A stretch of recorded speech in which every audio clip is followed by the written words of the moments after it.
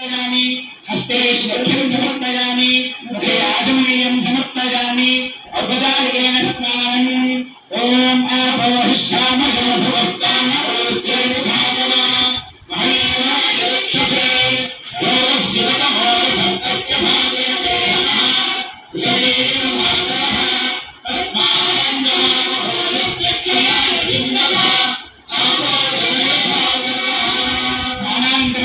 आचमनीयं समर्पयामि वस्त्रयज्ञं समर्पयामि नित्यपुष्टान् करिष्ये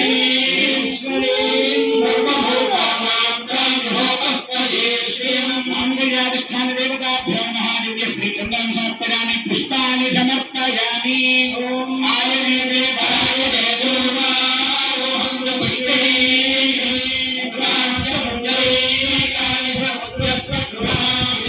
पुष्पाणि समर्पयामि पल्लवितमालित सप्तयोगी निर्वाहगोरकिरणेन वराक्षलीला श्रीरङ्गमल्लमल्लादीपरेखा श्रीरङ्गराजमहिषीं श्रियमाश्रयामः लक्ष्मीरमण गोविन्द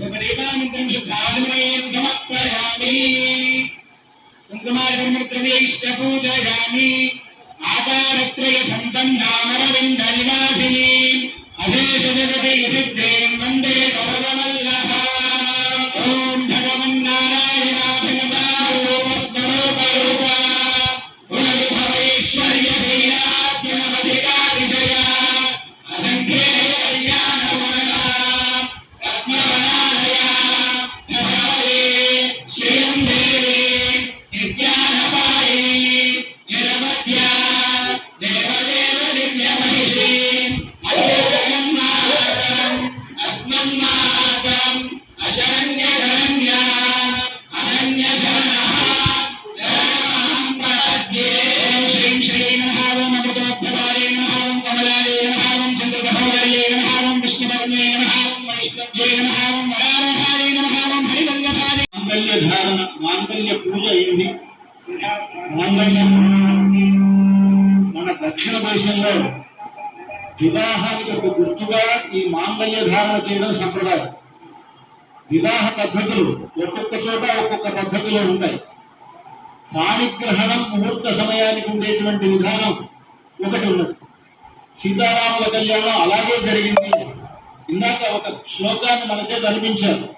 ఇయం సీత మమ సుత సహధర్మ చరీతర ప్రతీక్షచైనాం భద్రంతే పాణి గృహీష్వ పాణినా అంటూ జనక మహారాజు సీతారాముల కళ్యాణం జరిపించినప్పుడు పాణిగ్రహణం చేయించాట. చూడండి, అంతా కూడా మాంగళ్యం చూపిస్తున్నారు అర్చక స్వాములు. ఈ సీతమ్మ వారి మెడలో రామచంద్రుడికి అలంకరిస్తాడు.